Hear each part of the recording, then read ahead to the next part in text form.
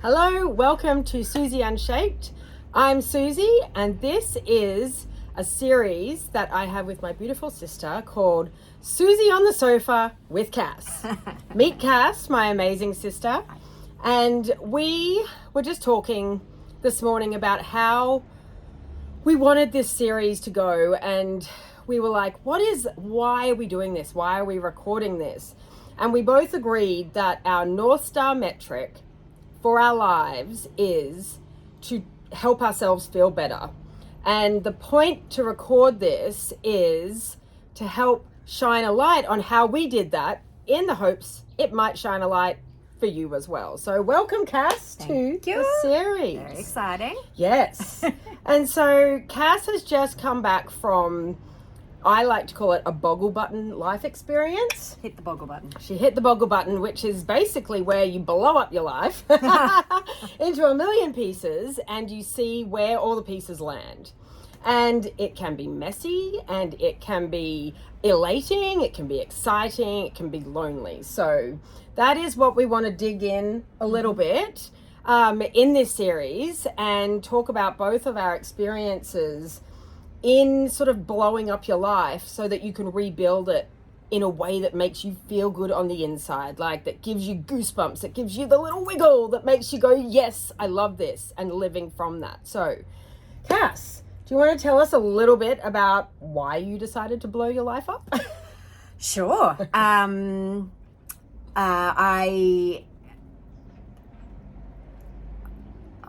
okay. This is very new. Look, in fairness, I threw this on her last night after she came off 15 hours of flying from Europe. So I will lead her into it because I forced myself to do the 31-day challenge, so I am quite used to thinking on camera. Yeah. And it is also a way that I process. So it might not be Cass's way of processing, we will find out. So you decided to go to Europe. Yes, okay. So I went to Europe in April 2025 with the intent that I would walk a Camino de Santiago pilgrimage walk and then see where life unfolded from there. So that one decision to go and walk an 800 kilometre pilgrimage across Spain led to spending 14 months in Europe, bookended at both ends by a long pilgrimage, a long walk across Spain, and many, many adventures in between. It came around my midlife. And it was an incredible experience, obviously lots to unpack and lots to debrief on. Okay, so for those that don't know about what a Camino trail is, just explain a little bit more about the process so they can understand what you decided to do. Okay. So a Camino de Santiago is a very ancient religious pilgrimage, and it's essentially the history of it is that people through Europe would walk to a town in Spain on the eastern side of Spain called Santiago de Compostela, where St. James was a saint, and his remains are buried in a crypt in the cathedral in Santiago de Compostela. So the history is that people would walk to his remains and ask for a blessing or for sickness to be healed or for some sort of religious purpose or internal purpose within them. Generally, it was a religious purpose, and they would walk from their homes to Santiago de Compostela as part of a pilgrimage, a religious pilgrimage. It has now formed over the years. It was revived in the early 90s, and it's now formed into generally set walks. So you start in one town in Spain or in somewhere in Europe. They're all over Europe, and you walk towards Santiago. They range in distance from 100 kilometres up to the formal ones can be 800 kilometres, 1,000 kilometres. And you walk every day with a backpack and eventually arrive in Santiago. And it's less about the arrival into Santiago as the journey, but the journey is the destination. It's less about Santiago being the destination, but it's about every day, the decisions you make, the walking that you do, the people that you meet, the connections you form, to eventually arrive at Santiago de Compostela. But the destination is in every step in the journey. So it's a long walk across Europe. In summary, it's a very long walk. It's a very long walk. And the hardcore pilgrims actually carry everything that they need, including water, food, their clothes. Yeah. Lesser hardcore pilgrims can get it shipped ahead, but I think that, would you agree that when you're going inwards, it's sort of a metaphorical experience to carry all of your belongings with you on that journey, yes, to absolutely. Really get the full experience. Absolutely, yeah. So you carry your physical stuff and your physical baggage, and you carry your emotional baggage as well. And it is definitely a metaphor because you start with too much physical baggage and emotional baggage, and you shed it along the way. I love that. Yeah, that you've got the physical baggage physically, and then I know that you like halved your pack weight pretty quickly. I did. Because it's like probably 20-25 kilometre days, sometimes even more, which in miles is like around the 16-18 miles per day, but every day, for up to 800 to 1,000 kilometres, which is like 500-600 miles. Like I can only imagine, because I obviously haven't done one yet, but I can only imagine that you have no idea what you're getting yourself in for. You have no idea. It is, I remember feeling like a deer in headlights when I started the first one. You don't know where you're supposed to be going. You don't know what you're supposed to be doing. How do you know where you're going? You have apps, obviously, but there's so many processes. There's a whole trust process that you go through, along with the shedding, along with the connections. But yeah, you have no idea. I was like a deer in headlights for the first week on the first Camino that I did. I was like, what have I gotten myself in for? How much stuff have I got on my back? Why are my hips hurting? Why are my shoulders hurting? And yeah, it's a whole experience to unpack. And I love that, because Cass and I are both very much into like your body talks to you. And so I remember when she was on the Camino and the certain parts of her body that were hurting, and we'd look it up. We have this book that shows us what body part represents what emotional baggage that you've got. So I think that was a really interesting correlation to look at. Yes, you had physical ailments because you were carrying physical things, but also knowing you were there to shed the emotional baggage, and maybe the physical ailments were pointing you in the direction of what might need shedding emotionally. Absolutely were, absolutely. Through the first one and the second one. It was very interesting. Yes, and we will unpack the second one a bit later, because I'm really interested to understand once you think you know what you're in for, but I'm guessing the second one shows you a whole lot of stuff that you had no idea was there. But I want to jump back to the part where you talked about learning to trust yourself, because Cass and I were talking this morning about how important the process is to learn how to trust yourself. And when we were younger, we used to backpack in Southeast Asia a lot, and The Lonely Planet, Southeast Asia on a Shoestring was my Bible. Like, I love that book. I slept with that book. I read that book. We were planning here. We were going there. And I think those early backpacking days were fantastic because they allowed you to learn to trust yourself, trust that you can figure things out. And the consequences weren't really very big. Like, the stakes were not high. Okay, you didn't make it to your destination, or that hostel was full. So, okay, we just go to the book and we'll find a hostel, or there's none there. A guide will help us find a hostel. So the stakes aren't so high. So I love it that then you've built on that experience on a Camino where you think, well, I've done that, but this is a very different experience. So it's learning how to trust yourself in a new environment. So explain I remember you saying that your brain was just so full of Camino decisions, like a million decisions that you don't have to make in normal life. So can you just talk about like a day in the life of the pilgrim and the decisions you were making and what was consuming your thoughts at that time? Yeah, for sure. Yeah, so and the Camino it's a very, once you get into the routine, it's a very simplified day, but you're constantly making decisions, and the decisions start as soon as you wake up. So what time am I waking up? What time do I want to start walking? Is it a hot day? Do I want to walk in the heat? If it's a cool day, maybe I can start a little bit later. And then when you start, how far are you actually going to walk that day? So you have to, so how far are you going to walk that day? When are you going to stop to have a break, to eat? When are you going to stop to have some water? Where's the next bathroom? How much stuff are you going to carry? Are you going to carry your bag? Are you not going to carry your bag?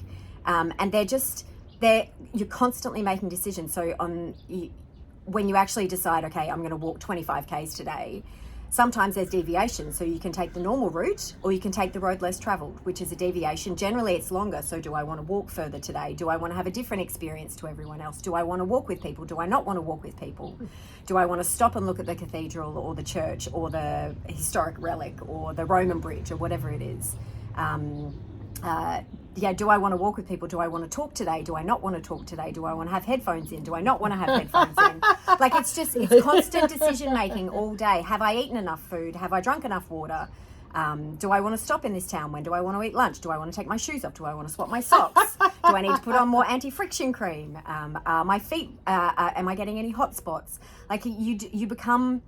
And then once you actually get to the destination in the afternoon, it's like, okay, well then I need to make all the decisions for the next day. How far do I want to walk? Where am I going to stop? What route am I going to take? And you get decision fatigue because it's every day you have to make these decisions, and every day you're walking through different places and you're staying at different places and you're meeting different people. And they're life decisions, but they're just in this microcosm of a Camino bubble. And it's new. Every single day is new. Unless you've walked that particular Camino, you don't know what towns you're going to be walking through. You don't know what services are going to be there. Are they going to have a cafe? Is there going to be a bar? Is it Sunday and then everything's shut? So do you have to actually make sure you have enough food to cover you for a couple of days? And then you get to the end of the day and you fall exhausted into bed, and then you wake up and do everything again the next day for 800 kilometers.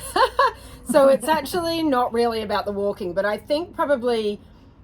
Did you go into the experience thinking, oh, I can walk 25 kilometers a day? Like, that's not, like, I can do that. I'm fit. Like, I love moving. I walk a lot at home anyway. Like, you think it's about one thing. Yeah. And guess what? Yeah, it's not. It's absolutely not. And I was very naive and ill-prepared and had a real Aussie spirit. Oh, of course I can do this. This will be easy. She'll be right, mate.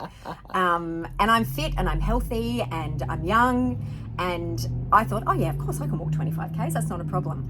Without factoring in that I have to walk 25 Ks every day for 6 weeks, that I'm carrying a backpack, that's a physical weight, but then there's the emotional weight as well. And I didn't really prepare well enough for the elevation, for the uphills, for the downhills. I bought some hiking poles, thinking I don't need these. Well, these are for old people. Yeah. These are for old people. So I had no idea how to use them. I was literally like a deer in headlights. I had no idea what I was doing. And the Camino humbled me within about 3 days. So that was pretty fast. It was pretty fast. As Cass will attest to, I think that's why anyone that's walked a Camino, you say that and it's an instant kindred bond. Yeah, it is. Isn't it? Because you're like, I see you. Yeah. Like, I know where you've been. Yeah. I know how you felt, like within a parameter. Yeah. But like, it's like an I see you. Yeah, like it's like a secret club. I see you. It is like a secret club. Little shells and arrows, which are the signs that you follow on the Camino to know which way you're supposed to go. But yeah, it's an instant connection. It's an instant bond. And in normal life, you see people and you meet people that have done Camino and you instantly connect with them. But even when you're, some days you're walking through big cities, some days you're walking through small towns, some days you're walking along the ocean, some days you're walking along a road, and you see someone ahead with a backpack or you see someone with a shell, and you instantly know there's a kindred spirit. There's someone that will help me. Yes. There's someone that will help me if I need help. It's a I mentioned it before, it's a little bubble, and it's a really safe little bubble, and you have an instant connection with people. Yeah, so let's just talk about that for a second, because I haven't actually even spoken to you about this, but the safety aspect of it, like you are in the middle of nowhere, walking as a solo female, but I don't remember you ever once saying you didn't feel safe. I never felt unsafe.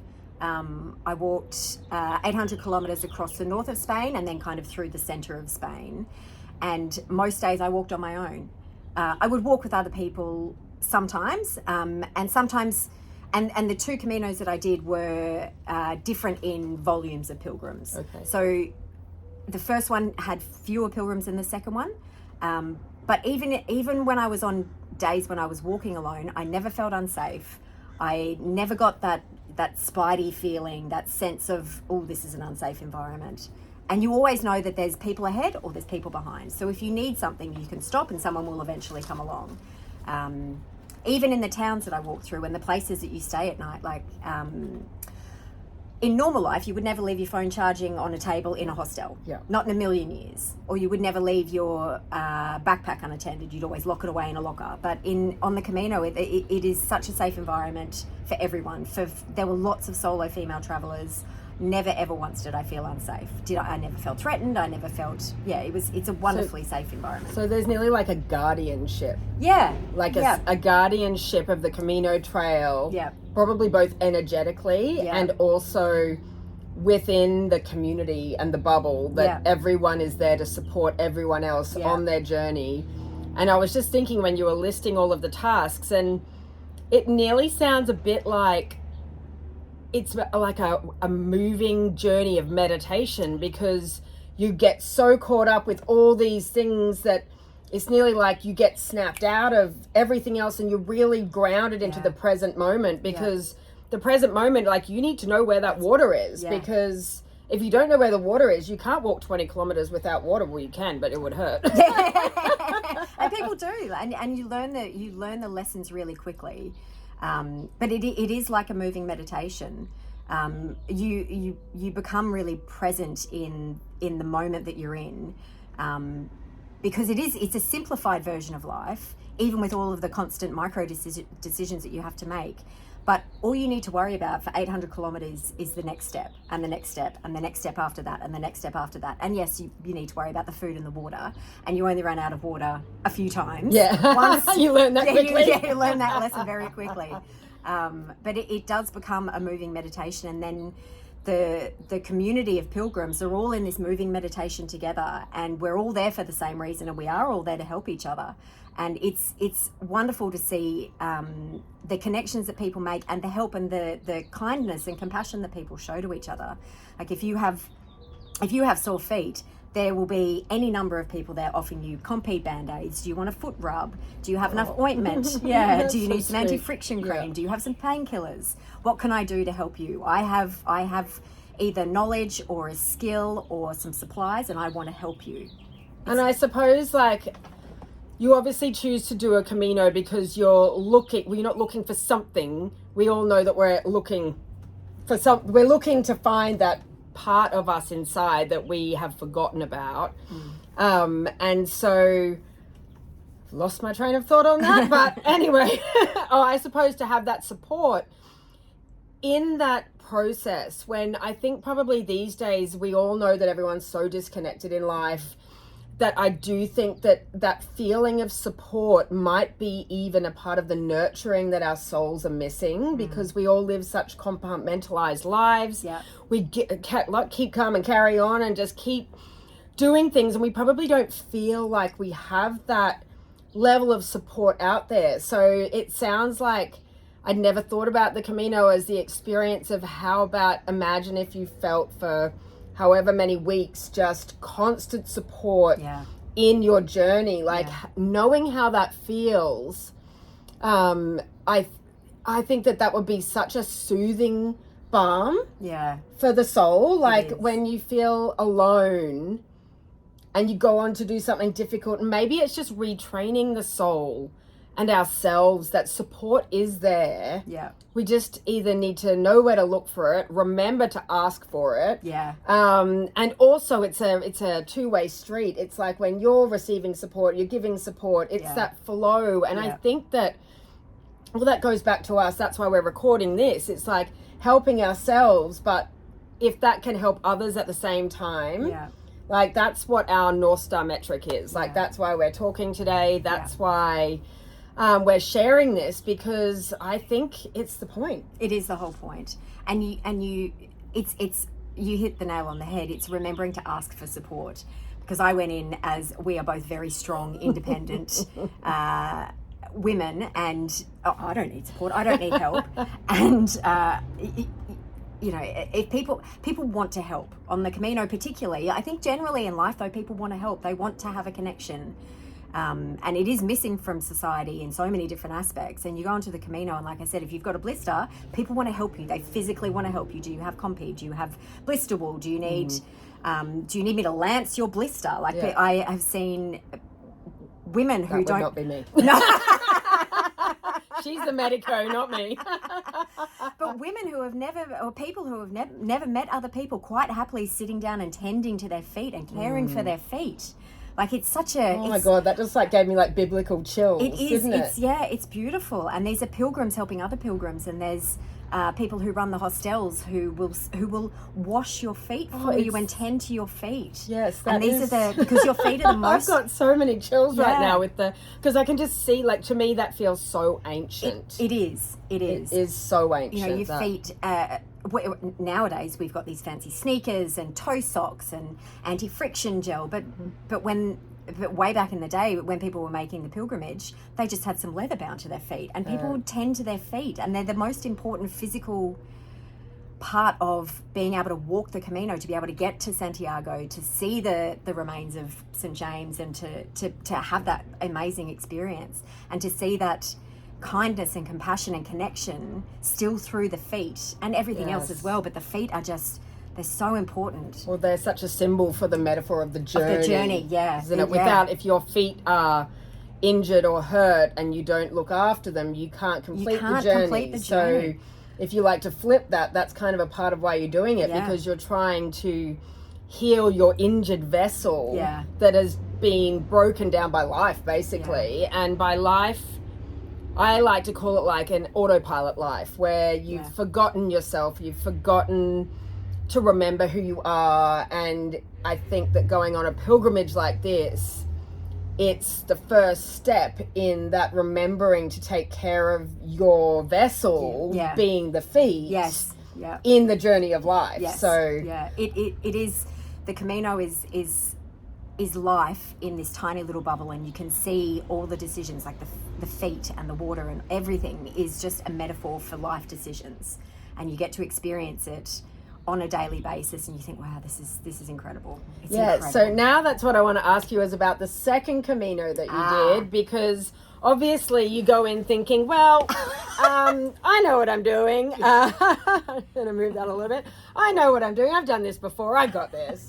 And so I'm really excited to hear, because I know there's going to be some clangers, of where you were blindsided on the second one, thinking, I've done this before, I know what I'm doing. It was, I definitely went in with the mind frame of, I've done a Camino, I know what I'm doing. I got this nailed.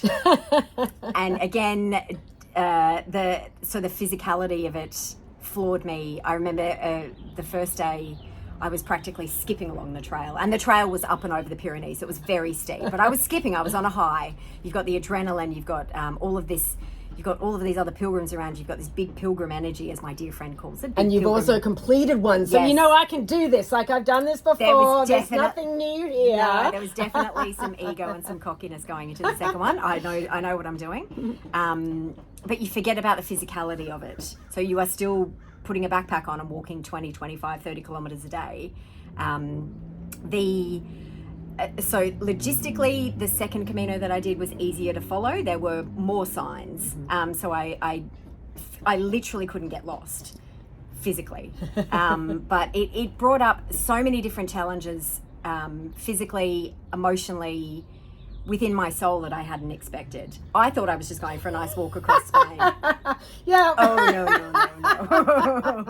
No, and so the second Camino actually asked more of me emotionally than the first one did, significantly more of me. It really, and perhaps because I'd done the first one, I was more open to lean into the second one. But it really asked me to lean into it more than I had on the first one. And I was very ill prepared for that. So do you think that that's why people get addicted to Caminos? Because I would say there's a real addictive quality to Caminos. Yes, you meet people who have walked 10, 12, 20, 30 Caminos, that have been walking Caminos for 40 years. There is such a broad range of people, and it it is a really addictive, let's call it a holiday. It's not really a holiday. It's a pilgrimage. But people do get really addicted. I think because each Camino is different. Even if you walk the same physical trail multiple times, you meet different people, you stay in different places, you have different connections, you have different experiences, you go at different times of the year. So each Camino is different, and however you choose to approach your Camino, if you go in really deep, if you are there to make connections, whatever you want out of the Camino, it provides what you need, not what you think you want. I love that. God, isn't that life? It is. I'm going to give you what you need, but not what you want. Not what you think you want. I'm going to give you what you need. But yeah, it is very addictive. People go because it provides a balm for the soul.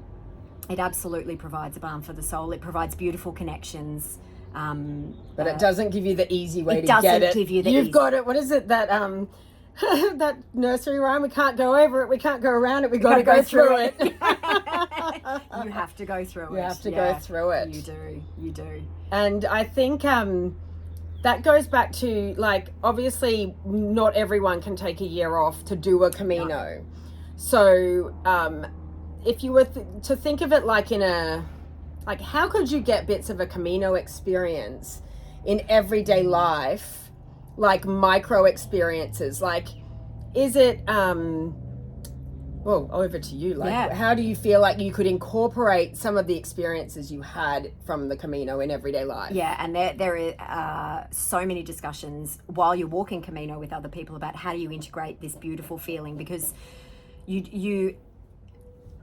I was lucky enough to be able to walk a whole Camino, so 800 kilometers, 6 weeks. Not everyone has that amount of time. Not everyone has the ability to go to Europe to walk a Camino. And there's so much. Some people only walk it for a week. Some people walk it for 6 weeks. Some people walk for thousands of kilometers. Mm-hmm. But there is a lot of conversation about it, because everyone has their own experience, and they have this beautiful experience in whatever shape and form that comes.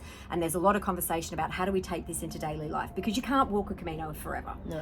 It's not realistic. Some people do. Yeah. There's one guy who picks up trash he walks the Camino always, but the large majority of people have to go back to their normal life.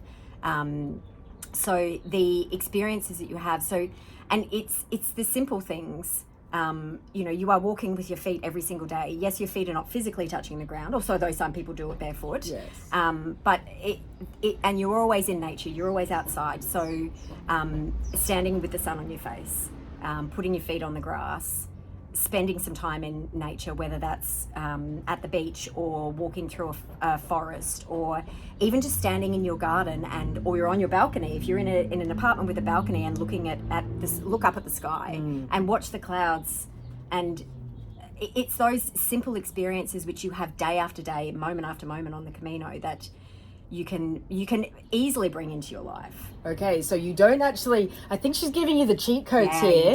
I don't think you need to go through the pain and the suffering to see the beauty. It's the micro moments. And when you're in the depths of that agony, you appreciate them so much. And it's like back to simplicity. It's like you appreciate the water being cold. I think she even had a fountain that had wine coming out of it. Yes, I did. I'm sure that was greatly appreciated, but you go through the pain to nearly strip yourself back to the bareness of this, like, noticing the beauty all around you and the simplicity and like the kindness. And so I think that's there's the hack. If you want to walk 800 kilometers, go right ahead. It's an amazing experience, but you don't need to walk the Camino. You don't need to put yourself through it to appreciate a smile from a stranger, a glass of water when you're thirsty, the ability to look up at the sky, whether it's rain, because it rains. It's not always sunny. There's a whole system for that. There's a whole system. There's a system. There's lots of systems. But to appreciate the rain, because after the rain comes sun, and after the sun comes rain again. And that smell, I love that smell when the rain comes on the soil. I think it's called petrichor, which is a really weird name for rain on the ground. Petrichor. It's a beautiful smell. It's a smell, and it's so where we're from in Queensland, like we would get big thunderstorms and you'd always get that smell before they'd crack, and it would be boiling hot and you knew the storm was coming. You could smell it. Yeah, and there's that anticipation, and when it finally cracks, it's amazing. So I think that seems to be it. It's like you go to that depths of like not despair, but like suffering nearly. It's sort of, it's very biblical in the it's the fact that you go through the suffering so you can come out the other side. Yeah. And nearly realize what's important. You do. It's exactly it. The second Camino really stripped me bare, and you come out not reborn, but that's a very biblical way of looking at it. But you really appreciate the very simple things, because that's all you have. You have simplicity. You have a pack on your back, and if you're lucky, it's nice and light. You have very little personal belongings. You don't have anything of luxury. Everything is stripped back to the very bare essentials of what you need to survive. And it's so funny because actually last night I said to Cass, she goes, I said, oh, it's very quiet here in the morning, so we'll be able to sleep in. And she was like, what? So you mean I don't need my silicone earplugs? I don't need my sleep system. Snoring in the albergues. Yes. They stay in albergues, which are very basic hostels, basically, like nearly like what monks would stay in, kind of thing. Yeah. There's no luxuries in the albergue. So the albergues are pilgrim-only hostels that you stay in every night, and they are bunk beds in a room. Sometimes you might be lucky and only have 4 bunk beds in a room. Sometimes you might have 150. Wow. People snore. And there's no pillows, is there? No, sometimes there's pillows. Yeah, so you are given a mattress and a pillow, and if you're lucky, you might get a disposable sheet and a blanket. Wow. So it's very basic accommodation, basic showers. Like I said, no luxury. There's no air conditioning. There's no heating. There's no fans, which for a Queenslander is brutal. We like that. So everything is stripped back to the very bare essentials. So you strip back physically, and then you strip back emotionally, and you become so appreciative of simple things. Like in an albergue, if they have hand soap in the bathroom, that is a luxury. If they have hand towels, that is a luxury. If they give you a towel, generally they don't give you a towel. Actually, 99% of the time they don't give you a towel. Oh, that's right. You had little travel chamois thing, didn't you? Yeah, which are not towels. So ways I think you could practice this at home is to just take a step back and look at your life through like new eyes. Like, I have foaming hand wash, which I really like the smell of from Trader Joe's. It's so nice. It's Clementine, it's really nice. Yeah. Like, to really appreciate the things that you have right now, and appreciate, like, because if they were all stripped back, like, you would be so grateful for foaming hand soap. And like, I think that we forget, because we're so caught up in the busyness of life, we forget like, imagine even like back when the toilets weren't even in the house.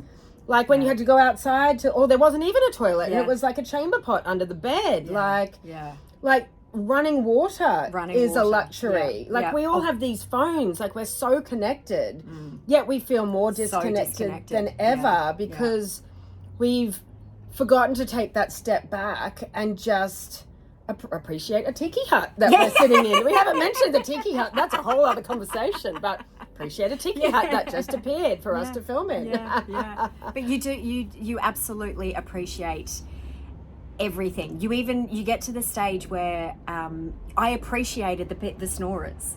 I got to the stage, so you can choose to do the Camino in whatever way you want. You can stay at the public albergues, so the municipal albergues, which are the basic of the basic. Sometimes you don't even get a sheet or a pillow. Okay. Or you can stay in 5-star hotels every night. The choice is up to you.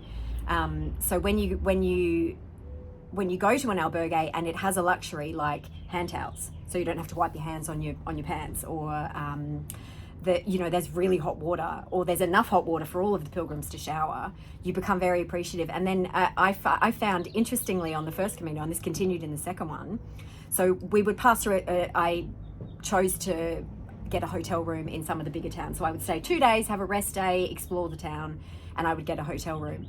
And I never in my life thought that I would miss the snoring. Oh, Wow. It's not the act of snoring, but it's the fact that, so when you're in a hotel room, which I love a lovely hotel room, I love a hotel room, but when you're on Camino, when you stay in a hotel room, you're disconnected from the other pilgrims. It disconnects the energy. It disconnects the energy. Nearly the sacredness of it. Yes, yeah. And a hotel room is nice, but you don't have... I never thought I would miss sleeping in a room with other people who snore and who get up at 5 a.m. and undo their zips and redo their zips and rustle all their plastic bags. Rustlers. We hate the bloody rustlers. Keep your rustling to yourself. At 5 a.m. in the morning. That is so It's interesting. Yeah, because you'd think, I just really want to break from that. Yeah. And you to get there and then miss it. And it's a little bit lonely. And I really miss so the there connection. must be like a real energetic pulse. There is going through it, and it's so. I think it's so good that you tried that to understand. Like, you would only ever know that if you did if you had done it to experience it. You would think, oh God, those people that can just stay in all the hotels all along the way, like how lucky are they? But you don't realize that's not the point, and you're missing that. It's the connection. Comradeship? Is that a camaraderie? Word? Camaraderie, yeah. I'm like putting two words together that don't exist. I do that all the time. Comradeship, I think, is a word. Comradeship? So. Anyway, you're missing that part, which sounds like it's quite integral that you don't realise that you need. Agree, yeah. And it was a really interesting insight, because I thought that I would love staying in a hotel room. But even if you... and you again can choose how much you want to engage with other pilgrims. So when you're in an albergue, you can choose to engage in conversation. Maybe you have a shared dinner. Maybe you sit and have a cup of tea. Maybe someone needs help with their feet. So you can choose to engage with that, or you can choose to keep to yourself. And people on the Camino are very respectful of your space and your boundaries and your choice. And if you choose not to engage, you don't have to, but you're still part of this. The energy. It's like the energy. And when you disconnect and go to a hotel room, which is totally fine. Yes. Absolutely fine. However you choose to do your Camino and your journey and your life is okay. It nearly feels like that support's taken away, even though it actually isn't, but it still just there. feels that way. I that was a real insight for me, that I missed being part of the albergue community, and I even missed the snoring. Wow. Yeah. I would never have thought that would ever be in a sentence ever. I'm surprised I actually am not up on murder charges for like trying to kill people when they're snoring. It bothers me that much. When you've got the right system, silicone earplugs. Silicone earplugs, which you didn't have on the first. I didn't have on the first one, and on the second one. Okay, so anyone that does the Camino, silicone earplugs. Or if you just have a snorer in your life, silicone earplugs. Okay, good. Yeah. Do you think that they've come, because I used to try earplugs, but do you think that earplugs have actually come a long way? Because they used to hurt my ears. No, so the silicone earplugs, they don't actually go into your ear canal. You just create a seal. They're the swimming earplugs. They're just swimming earplugs. So you get a little ball of silicone, and you create a plug. You plug the hole so it doesn't actually go inside the ear canal. Okay. They do not hurt. Hot tip. Hot tip for everyone for that sleep is troublesome because I know that's a lot of people. Yeah, and if you live in a busy city and it's a noisy environment, if you've got housemates, if you've got a snoring person in your house, if you've got squawking birds at 5 a.m. Australia, we're looking at you. Crows. The silicone earplugs are a game changer. Okay, brilliant. Well, is there anything else you want to add for this episode on Susie on the sofa with Cass? The Camino. There's so much to unpack about the Camino, but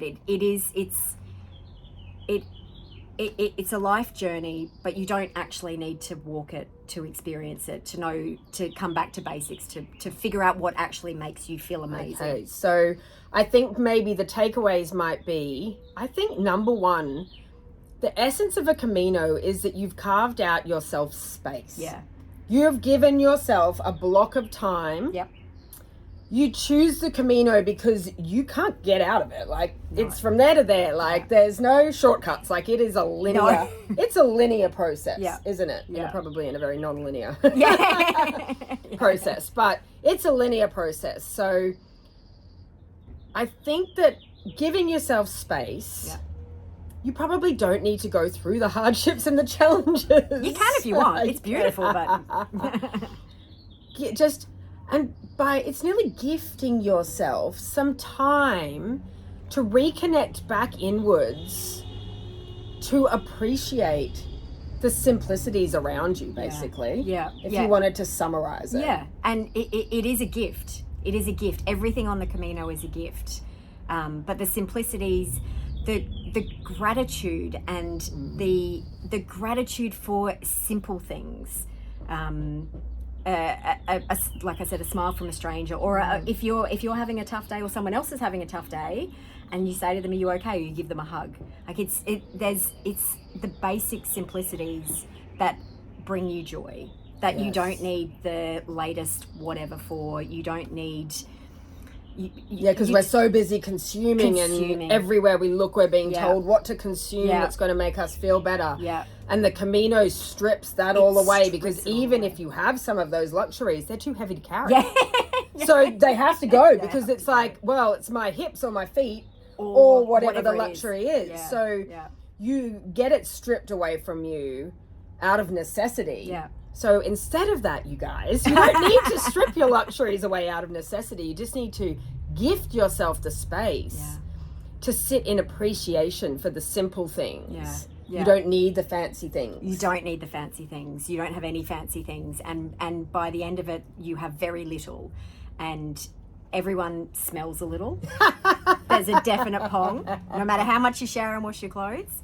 But you Are you hand washing your clothes, or is there machines? Hand washing and machines. Okay. But you've got all your stuff. If you carry a bag, everything's jammed in the backpack. And if it's sunny, that's great, but your bag sweats. Yeah. And if it's raining, things get a little bit wet. So everything's damp. Everything's a little damp all the time. And I'm just going to end this on a little story about Cass and I when we were backpacking when we were younger. We were laughing at how it's so quickly how you can desensitize to luxuries. So we'd started at a hostel. We were in Bali. We started at a hostel there, and I think it had a Western toilet. Oh, that was like a real luxury. Oh, that's a win, yeah. And I think it did have a nozzle out of the side of the thing, out of the wall for a shower. Anyway, then we went to Gili Trawangan, which was this tiny little island that had no cars. And we were like, right, okay. And we went into this beach bungalow hostel, it's backpacking, like it's basic as it is. Mm-hmm. And in there was so it was a squat toilet, which is common in Asia. And for a shower, there was a bucket and a tap. And at first you're like, oh God, I don't know. Yeah. And then by day 3, you're like, whatever. Yeah. You fill up the bucket, pour it over. Yeah, you just get used to it. Yeah. So I just think that's like just a funny story of how quickly we can adapt up and down. Yeah. And the Camino gives you that every single day, because different conditions, you don't know what you're going to get. But you become appreciative of the fact that you have running water. Yes. And that you have a toilet, regardless of whether it's a squat toilet. Yes. Yeah, exactly. Yeah. And look, you still have a bucket. Yeah. You can always do this. like this, yeah. But yeah, it's the simple things, the simplicity, and being really grateful for all of the gifts that we have access to.